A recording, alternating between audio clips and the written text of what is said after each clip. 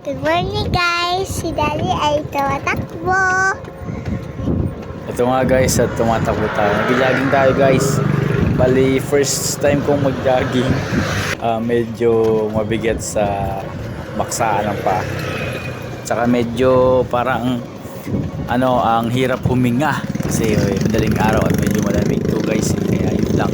Medyo matagal na rin tayong walang workout. Hindi na rin tayo nakapag-bike. Almost isang buwan na rin kasi nga busy tayo sa trabaho. Kaya tinry kong tumakbo, tinry kong mag-jogging ngayong madaling araw. Tapos ayun na nga, ang ating videographer ay yung aking bunsong babaeng anak. So yun lang nga guys.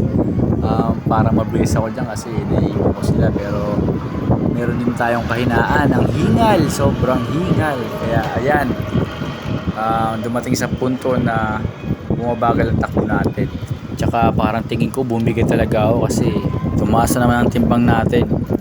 So ayan guys, talagang pahinga muna tayo, lakad muna tayo kasi sobrang hingal niyan. Hinahabol ko yung aking paghinga. Kung papansin nyo guys, lakad pagod na yan. Lakad pagod yan. Kasi pauwi na silang yan ahon yan. Tapos meron pa tayong duty sa trabaho yan guys. So ayan na nga guys. Takbo na naman. Kailangan nating sagad yung ating stamina para ma-enhance pa uli at para lumakas tayo. Kailangan natin magpalakas guys.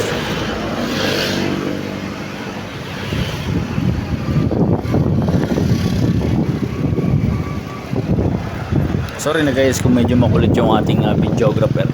Pansin nyo kasi tinan naman ang gulo-gulo. Ang gulo-gulo ng baby ko mag-video. Kaya ayan guys, kung saan nakatutok yung natin guys, camera guys. So ang pangit maglakad ni Papa ay siya.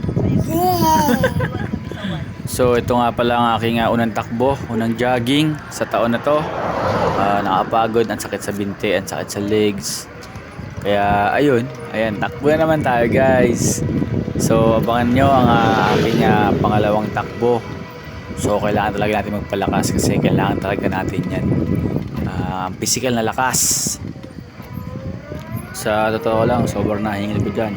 Kaya ang stop ko, lakad, takbo kasi talagang nakakahingal talaga guys.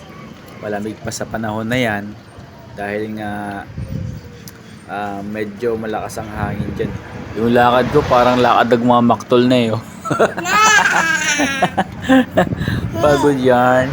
So ayan na nga guys, talagang hindi na kaya ang hingal. Tapos may duty pa tayo dyan kaya lakad na lang tayo guys. Ay nako, ang alam ko sumakay na ako dyan sasakay na pala ako dyan kasi sobrang napagod. Tsaka highway na rin kasi yan yung way sa Island Park.